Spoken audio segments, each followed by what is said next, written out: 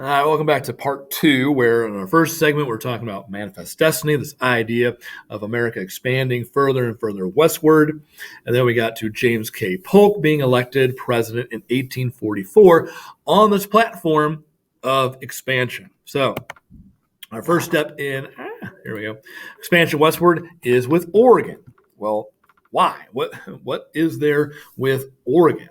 Well, in his campaign's slogan in advocating for him being elected, he campaigned on the slogan of 5440 or fight, saying how that should be the northern border of the United States, advocating that, hey, we jointly control this region of Oregon with Britain.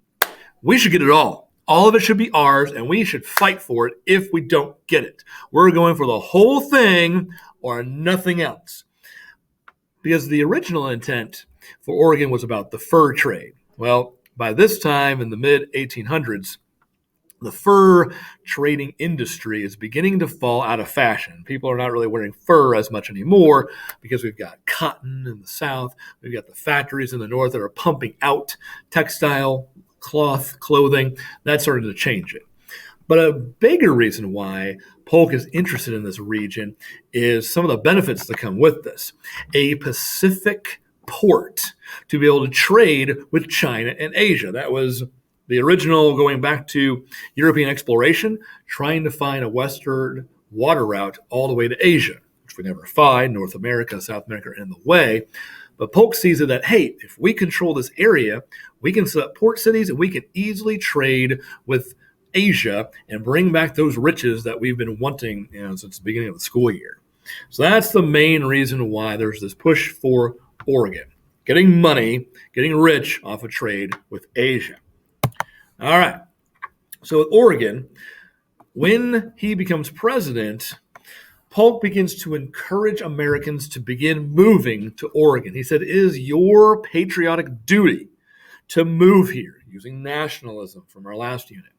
He is saying this because if we get more and more and more and more Americans to move to Oregon, we have a better claim that it belongs to us. So Americans, you got to do your due diligence. You got to do your patriotic duty and get the heck out there.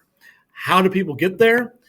Very simply put, the Oregon Trail. Maybe you've heard about this, maybe you haven't.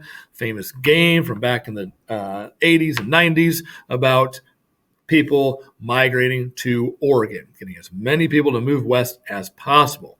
So how are they getting there? Well, they're using a number of different types of wagons. There's the Conestoga wagon, there's prairie schooners, where everyone packs up all their belongings and they begin to move westward. Here, a picture of family and all their belongings packed up in these wagons. A wagon train of multiple people going together in trying to reach Oregon country, making it part of America. So, ultimately, acquiring Oregon is very simple. We don't go to war. We end up not fighting England or Britain for this, but we gain this peacefully. We agree to split Oregon country between the two countries. The 49th parallel, which was mentioned briefly in the last unit with the Convention of 1818, that's just extended all the way to the Pacific Ocean, saying, okay, instead of all of this between the two countries, we'll just extend this line further westward, and boom, all of this in the full green becomes part of the United States of America. So we gain Oregon through peaceful negotiation with Britain.